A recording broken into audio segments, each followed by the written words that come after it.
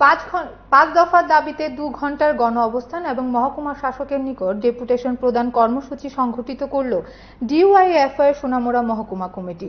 মূলত মহকুমা শাসক অফিসে পিআরটিসি প্রদানের ক্ষেত্রে হয়রানি বন্ধ করা, জন্ম মৃত্যু সার্টিফিকেট প্রদানে প্রশাসনিক হয়রানি বন্ধ করা, আধার আপডেট সরলীকরণ করা, নতুন রেশন কার্ড পাওয়ার ক্ষেত্রে দপ্তরের গাফিলতি দূর করা এবং বিবাহ নিবন্ধন সার্টিফিকেট প্রদান জটিলতা দূর করা প্রমুখ দাবিগুলির ভিত্তিতে সংগঠনের উদ্যোগে ত্রিপুরা কর্মচারী সমন্বয় কমিটি সোনামুড়া বিভাগীয় অফিসের সামনে সংগঠিত হয় উক্ত গণ অবস্থান কর্মসূচি। গণ অবস্থান থেকে কর্মসূচি বিষয়ে বলতে গিয়ে বিভিন্ন দাবিগুলো উত্থাপন করে আলোচনা করেন ডিওয়াইএফআই বিভাগীয় সম্পাদক ইন্দ্রজিৎ সাহা। বলেন, দাবিগুলো পূরণে যথোপযুক্ত ব্যবস্থা গ্রহণ না করা হলে আগামী দিনে বৃহত্তর আন্দোলন গড়ে তোলা হবে।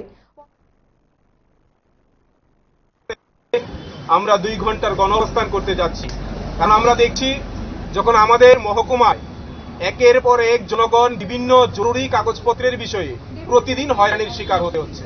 আমরা দেখছি যে আমাদের মহকুমা শাসক এই অফিসে বর্তমান সময়ে প্রায় 12,000-এর উপর বিভিন্ন এই পিআরটিসির আবেদনপত্র এখনো পর্যন্ত বছরের পর বছর ঝুলে রয়েছে।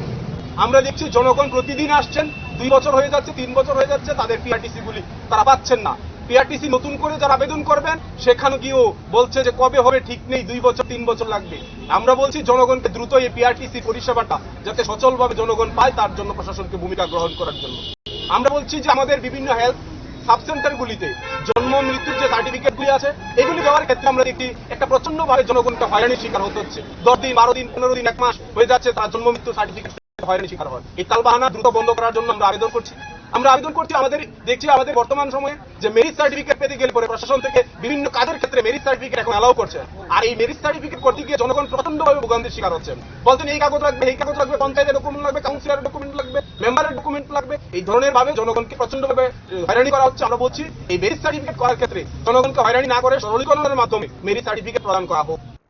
আমরা দেখছি যে নতুন করে রেশন কার্ডে নাম তোলার জন্য 6 মাস 1 বছর যাচ্ছে, তারা রেশন কার্ডে নাম তুলতে পারছেন না। তার রেশন কার্ডটা সেখানে তার ফুড দপ্তরে জমা করে রাখছেন, সেখানে রেশন কার্ডে সেখানে নাম আর উঠছে না। এইভাবে মানুষ এসডিএম অফিসে গাড়ি ভাড়া খরচ করে গরিব শ্রমিক মানুষ তারা দিনের পর দিন নিজের দিনকে শেষ করে তারা এসডিএম অফিসে কাটিয়ে যাচ্ছেন, তারা রেশন কার্ডে নাম তুলতে পারছেন না।